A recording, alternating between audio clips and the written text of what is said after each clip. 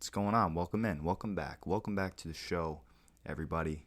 We are continuing our division previews, and we're talking some first overall pick action in today's episode. Today we're going to preview the NFC North. We're going to discuss the biggest news, the Aaron Rodgers drama, debacle, debate which team is going to finish where, as well as who is worthy of the 101, the number one selection in fantasy drafts this year, this season. Let us not waste any time.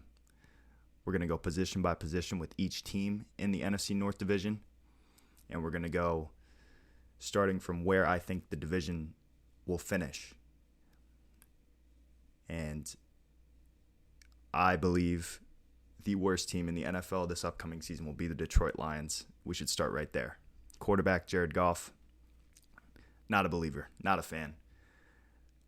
He held the Rams back last year more than anyone else, I believe, held their team back outside of maybe Mitchell Trubisky. He is not a good deep ball thrower. He's not a good quarterback. Sean McVay knew that was what was holding the Rams back all along. And the Rams, on a side note, are my Super Bowl favorite right now. The Lions are going to be a tough watch. Jared Goff is not good. The Lions are not good. And that's it. Jared Goff is not it. He's just not a good player. Can't say that enough. The accuracy concerns are real. The shrinking in big moments are real. Let's not forget the Super Bowl that he played against the Patriots. He was terrible. I know that Patriots defense was really good, but that's besides the point. The Lions are going to be tough watch. Jared Goff is not even usable for fantasy this upcoming season. The one bright spot on the Lions is in the running back room. DeAndre Swift is a good talent. He's a bit of a dice roll, though. He's going in the third round right now. I don't know if I want to take that gamble. I understand that running backs on bad teams can still have fantasy value. James Robinson is a good example of that. He was the RB7 last year. Even though he missed 2 games, his team won 1 game. He was still an RB1 all year. They signed Jamal Williams, and I don't read too much into reports around this time because there's nothing to report. Beat writers are just trying to get clicks. But the reports are saying that Jamal Williams will be involved. I'm not spending a third-round pick on DeAndre Swift, but if it was just based off of talent alone, he can do some damage. The receiving core, the receiving room on this team makes last year's Patriots receiving room, look good. Tyrell Williams, Geronimo Allison, rookie Amon-Ra St. Brown from USC, and Brashad Perriman. The only one that I'm comfortable taking this year is Tyrell Williams, and that's a flyer. And then at tight end, we have TJ Hawkinson. Flashed before, not elite yet. Who knows? That defense is going to be bad. The Lions are going to be throwing a lot. And I know the argument that goes, someone needs to catch the ball. Someone's going to catch passes from Jared Goff. I don't mind Hawkinson where he's going. He's currently going 57th overall, a late 5th round pick. If you wanted to spend that on him, I wouldn't blame you. Tight end, outside of the top 3 elite guys, the Kelsey, Kittles, and Wallers, is abysmal as usual. It's not going to be as bad as last year. I think there's a little more depth when it comes to positions 4 through 15. Hawkinson is a guy where if you buy in and you believe that the defense is going to be bad, there is a path to him finishing as a top 5 tight end. Next up, the Bears. I believe the Bears will be 3rd in the division. That quarterback room, a lot of questions. I feel that Justin Fields was very underappreciated and undervalued by the draft experts everywhere this year. I believe that Justin Fields is the 2nd best quarterback prospect in this past year's class. And Andy Dalton is terrible. Andy Dalton is not good. The Bears know that Andy Dalton is not the long-term answer. I don't care what they said, what they promised him when they signed him. That was before they drafted Justin Fields. I feel that if Aaron Rodgers is not on the Packers, there's no reason Justin Fields should not be starting week 1 unless he is absolutely 100% not ready. Justin Fields needs to start. The running back room is also very interesting. I believe Tariq Cohen is more talented than David Montgomery. I know everyone wants to point to the finishes that David Montgomery had last year, but he got to play college football defenses those last 6 weeks. It included the Lions, the Texans, the Jaguars, and the Vikings twice. Before that, he was not good. Got a lot of volume, yeah, and that's good for fantasy, but he is nothing special when it comes to talent. Tariq Cohen, on the other hand, coming off injury, but when he's healthy, he is explosive. He can catch the ball. He can do it all. I know that he's not a 30 touch per game kind of guy, but between the two, I believe that Cohen is more talented. And I believe the coaching staff knows that as well. If it was up to me, I'm taking Cohen all day long, and I would imagine that Montgomery is certainly going before Cohen in drafts. The wide receiver room is pretty deep. Allen Robinson, so underappreciated across the league, continuously is a top 10 receiver in the league despite having abysmal quarterbacks during his career. The Blake Bortles era in Jacksonville was tough. Mitch Trubisky, another stud, sense my sarcasm. Allen Robinson is a beast. I want to see what he can do with a quarterback. I want to see what he can do with a quarterback that isn't Andy Dalton. I want to see what he can do with Justin Fields. The other guys are some flyers. Talented for sure, but nothing other than bench stashes. Anthony Miller, Marquise Goodwin, and Darnell Mooney. I like that receiver room. Probably waiver wire guys, but if you had those guys stashed on your bench in case one of them breaks out, I don't hate that either. The second place finishers, the Vikings. Kirk Cousins, continuously the 11th best quarterback in the NFL. Gets it done for fantasy, though. Always a rock-solid, low-end quarterback one. Not a guy that I want as my quarterback, but I don't hate it in one quarterback leagues if he is my quarterback. I just believe that his upside is a little capped because the Vikings are so run-heavy. And Kellen Mond, that's an interesting name. 6'4", super raw out of Texas A&M. If the Viking season goes south quickly, there is a chance that Mond gets to show what he can do. But I believe that the season would have to go really south for that to happen, at least early on. Dalvin Cook and Alexander Mattison. Dalvin Cook is a top 3 running back in the NFL. For fantasy, for my money, he is the first pick this year. Outside of injury concerns, we know that the workload is going to be there. We know that he is a super special talent. His vision, his cuts, the way that he could just stop on a dime and continue on the track that he's going without slowing down for even a split second. He is so fun to watch. And then Alexander Mattison, not as talented as Dalvin Cook, but for sure one of the top handcuffs because he is talented, and if Cook ever went down, that's a borderline RB1. At receiver, maybe the best receiver duo in the game. Probably not, though. I think that duo resides in Tennessee, even though they haven't played a snap yet. But Justin Jefferson, one of the best rookie seasons that we've seen last year. His route running for a 21-year-old is exceptional. And Adam Thielen, of course, has continuously gotten it done. I don't want any other receivers on the Vikings, though. And then Irv Smith at tight end, late round flyer at best. Have not seen super special anything from Irv Smith, but in the era that tight end is currently in, a late round stash for Irv Smith is not the worst idea. You could pretty much stash any tight end that you want at this point. That position is just really brutal. And then the Packers. Of course, this is all contingent on Aaron Rodgers playing for the Packers this upcoming season. It is going to be an interesting year in the NFL, an interesting division. in the NFC North if the reigning NFL MVP is not playing. I mean, can you imagine? I don't even know what team I would pick to win the division. It would probably be between the Vikings and the Bears, because I personally believe that if Jordan Love starts all 17 games for the Packers, that they don't make the playoffs. The NFC is too stacked.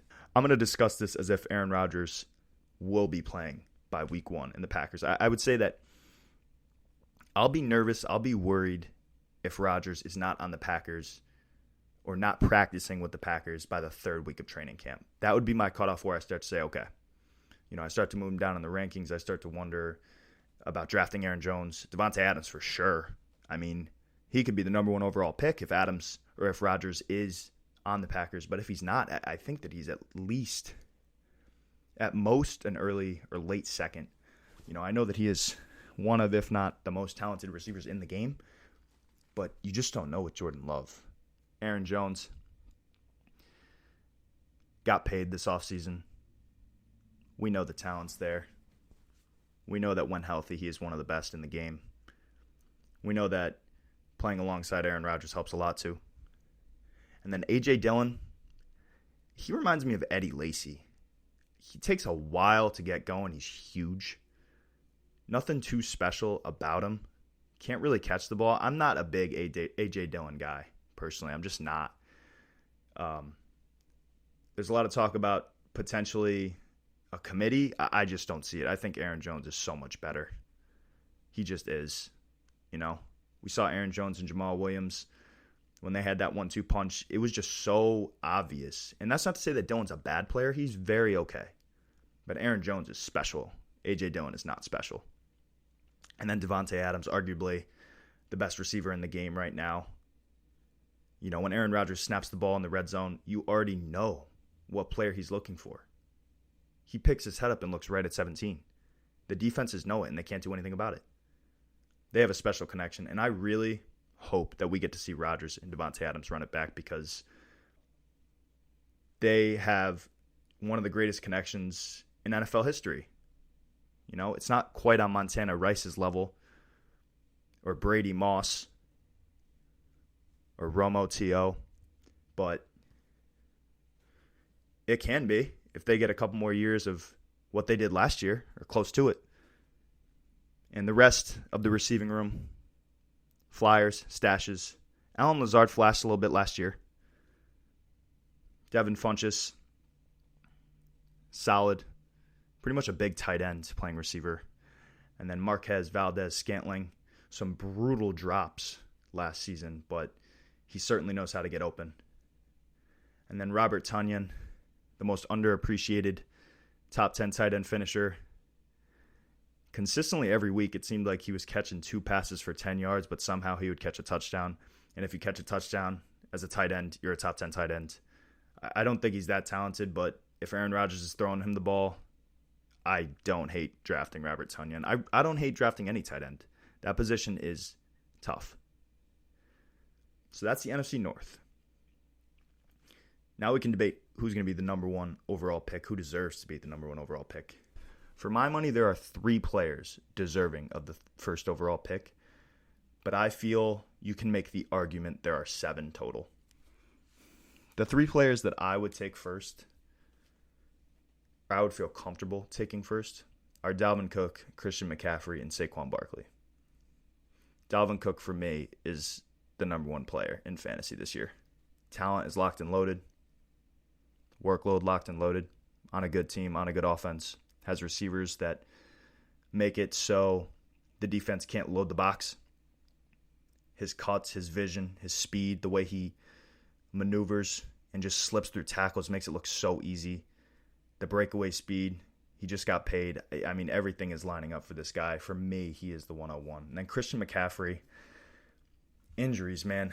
Injuries. Anyone that owned McCaffrey last year was not satisfied, because the problem was not only did he burn you with his injuries, but you had to keep him and use a bench spot last season. So I would take Cook if I had the 101, but if McCaffrey is healthy and he's right, he can catch the ball better than any running back in the league.